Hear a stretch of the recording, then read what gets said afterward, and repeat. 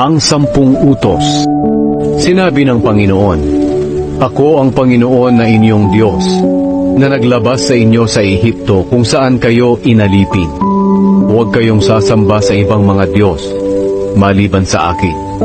Huwag kayong gagawa ng mga Diyos-Diyosan, na anyo ng anumang bagay sa langit o sa lupa o sa tubig. Huwag ninyo itong paglilingkuran o sasambahin. Dahil ako ang Panginoon na inyong Diyos, ay ayaw na may sinasamba kayong iba. Pinaparusahan ko ang mga nagkakasala sa akin, pati na ang mga anak hanggang sa 3 at 4 na henerasyon ng mga napupuot sa akin. Pero ipinapakita ko ang aking pagmamahal sa napakaraming henerasyon na nagmamahal sa akin at sumusunod sa mga utos ko.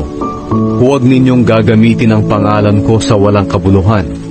Ako ang Panginoon na inyong Diyos ang magpaparusa sa sino mang gagamit ng pangalan ko sa walang kabuluhan.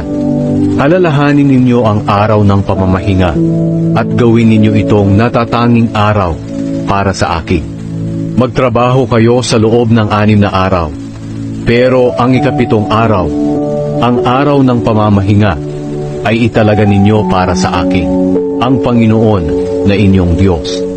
Huwag kayong magtatrabaho sa araw na iyon, pati ang inyong mga anak, mga alipin, mga hayop, o ang mga dayuhan na naninirahang kasama ninyo. Dahil sa loob ng 6 na araw, nilikha ko ang langit, ang lupa, ang dagat, at ang lahat ng naririto. Pero nagpahinga ako sa 7 araw. Kaya pinagpala ko ang araw ng pamamahinga at ginawa itong natatanging araw para sa akin. Igalang ninyo ang inyong ama't ina para mabuhay kayo ng matagal sa lupaing ibinibigay ko sa inyo. Huwag kayong papatay. Huwag kayong mangangalunya. Huwag kayong magnanakaw. Huwag kayong sasaksi ng hindi totoo sa inyong kapwa.